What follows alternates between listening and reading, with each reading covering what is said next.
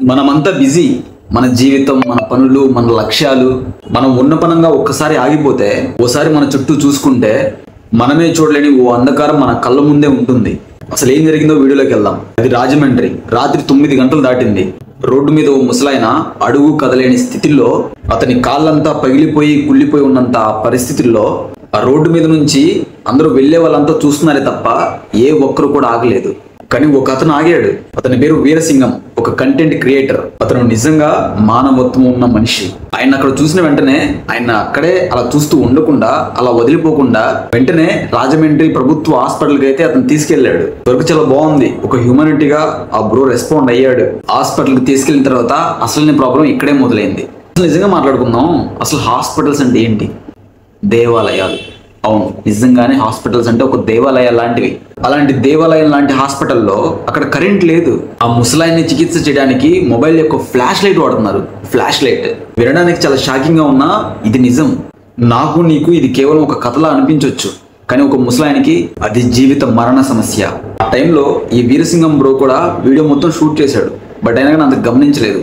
ఆ తర్వాత ఇంటికి వెళ్ళి ఒకసారి ఆ వీడియో చూసుకుంటే అప్పుడు తనకు అర్థమైంది.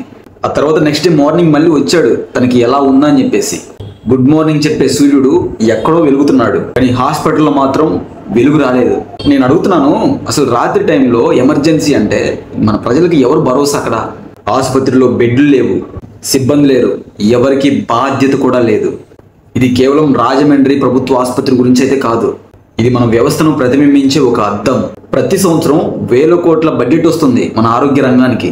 ఈ డబ్బులన్నీ ఎక్కడికి పోతున్నాయి? ఎందుకు మనం ఇప్పుడున్న రోజుల్లో కూడా చికిత్సను మొబైల్ లైట్తో చేస్తున్నాం?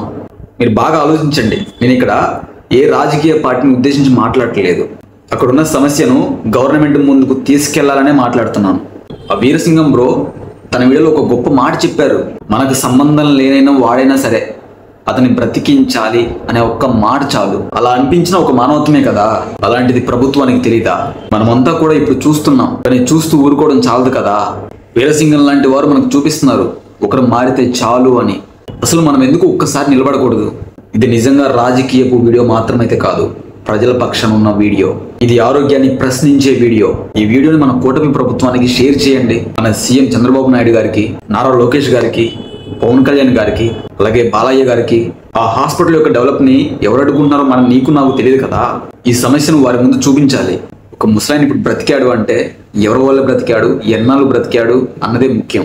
ఒక క్రియేటర్ వల్ల, ఒక మనిషి వల్ల, ఒక సాధారణ వ్యక్తి వల్ల. నువ్వు నేను ఈరోజు మౌనంగా ఉన్నా రేపు మన కుటుంబం అదే బెడ్ మీద ఉండొచ్చు. మరి మనం ఎప్పటి వరకు ఊరుకుంటాం? సంపద ఉన్న దేశం ఇది, అభివృద్ధి ఉన్న దేశం ఇది. కానీ మానవత్వం లేదు అనిపిస్తే ఆ అభివృద్ధి ఎందుకు? చూడు బ్రదర్, ఇది కేవలం వీడియో అయితే కాదు. కామెంట్ చేయండి ఇలాంటి హాస్పిటల్స్ గురించి, ఇలాంటి సమస్యల గురించి. షేర్ చేయండి, సత్యం కోసం షేర్ చేయండి. సబ్స్క్రైబ్ చేయండి, నిజమైన స్వరం కోసం చేయండి. కొత్త వాళ్ళు ఎవరైనా మన ఛానల్ చూస్తున్నట్లయితే వెంటనే సబ్స్క్రైబ్ చేసుకోండి. ఇలాంటి వీడియోస్ మరిన్ని మీ ముందుకు వస్తూ ఉంటాయి.